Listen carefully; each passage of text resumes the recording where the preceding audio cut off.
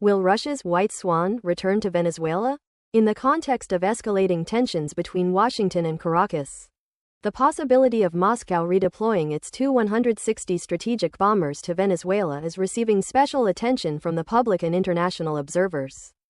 The Tu-160, dubbed the White Swan, is the world's largest, heaviest and longest-range strategic bomber. Russia has repeatedly used this type of bomber as a tool to demonstrate its power in South America.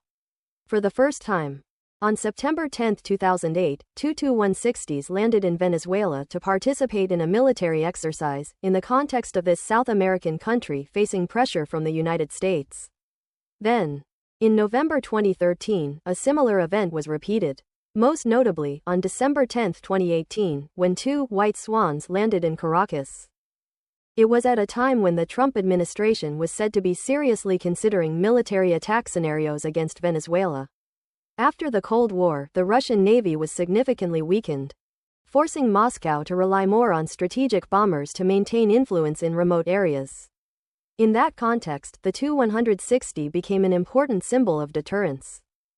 With the ability to carry up to 12 cruise missiles, including KH-101 and KH-102, which can be equipped with nuclear warheads, just by taking off from Venezuelan territory. The Tu-160 is capable of attacking targets across the entire U.S. mainland.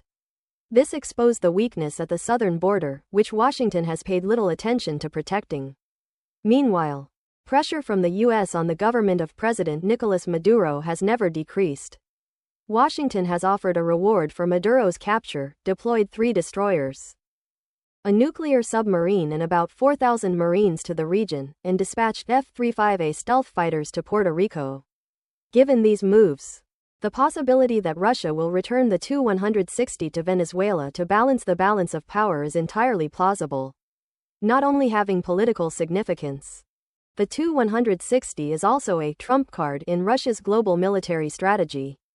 Last June, this aircraft line first entered real combat when it launched missiles to attack targets in Ukraine.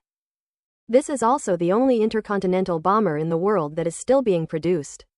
The first Tu-160 built in the post-Soviet period flew for a test flight in January 2022, and in January 2023, Moscow announced plans to expand production with the goal of increasing the number of aircraft in service to about 70. The move became urgent after several old Tu-95MS MSMs were destroyed in a large-scale attack by Ukraine on June 1. Analysts say that if the Tu-160s are actually present in Venezuela, Washington will have to consider more carefully before any intention of military intervention.